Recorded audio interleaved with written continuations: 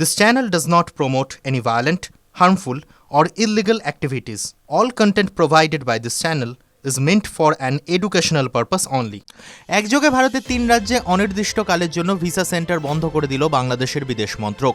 যুগান্তরের একটি প্রতিবেদন অনুযায়ী নয়াদিল্লি, শিলিগুড়ি এবং আগরতলায় স্থিত বাংলাদেশ হাই কমিশন থেকে আপাততভাবে সব ধরনের দূতাবাস, কেন্দ্রীয় পরিষেবা ও ভিসার কাজ সাময়িকভাবে স্থগিত করা হয়েছে বলেই জানিয়েছে ঢাকা। চরমপন্থীদের বারবারন্ত প্রভাব ফেলেছে কূটনৈতিক সমীকরণে। পূর্বে যে দুই দেশের মধ্যে সর্বক্ষণ যাতায়াতের ব্যবস্থা ছিল তা ইউনূসের জমানায় চরমপন্থীদের দাপটে একেবারের মতো যেন বন্ধের মুখে। সম্প্রতি বাংলাদেশে স্থিত ভারতীয় দূতাবাসগুলিতে অনির্দিষ্টকালের জন্য ভিসা পরিষেবা বন্ধের ঘোষণা করেছিল নয়াদিল্লি। পাল্টা একই পথে কূটনৈতিক চাল ঢাকার। সাম্প্রতিক অতীতে বাংলাদেশের সঙ্গে এমন কূটনৈতিক অবক্ষয় কার্যত নজিরবিহীন। এদিন বাংলাদেশ হাই কমিশনের পক্ষ থেকে একটি বিবৃতিতে জানানো হয়েছে, নয়াদিল্লির বাংলাদেশ হাই কমিশনের অফিসে সমস্ত কনসিউলার এবং ভিসা পরিষেবা সংক্রান্ত কাজ অনির্দিষ্টকালের জন্য বন্ধ করে দেওয়া হলো। পরবর্তী নির্দেশ না আসা পর্যন্ত এই প্রতিটি পরিষেবাকে স্থগিত রাখা হয়েছে।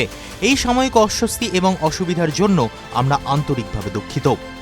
গত সপ্তাহে বাংলাদেশে হাদি মৃত্যু ঘিরে শুরু হওয়া উত্তাল পরিস্থিতির শিকার হয়েছে সেখানে স্থিত ভারতের হাই কমিশনগুলি। চট্টগ্রামে রাতের অন্ধকারে অ্যাসিস্ট্যান্ট হাই কমিশনে হামলা চালায় একদল দুষ্কৃতী। নিরাপত্তা বাহিনী থাকা সত্ত্বেও হাই কমিশনের অন্দরে ঢোকার চেষ্টা করে দুষ্কৃতীরা। পরোক্ষে বাধা দেওয়া হলে ইট পাটকেল ছুটতেও বিলম্ব করে না সেই উগ্রপন্থীরা। এরপরই ভারতের বিদেশ মন্ত্রকের তরফে একটি নির্দেশিকা জারি করা হয়। নিরাপত্তা সংক্রান্ত অস্বস্তির কথা উল্লেখ করে অনির্দিষ্টকালের জন্য স্থগিত হয়ে যায় ভিসা পরিষেবা।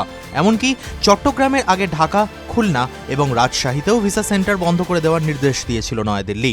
টিভি9 বাংলা ডিজিটাল।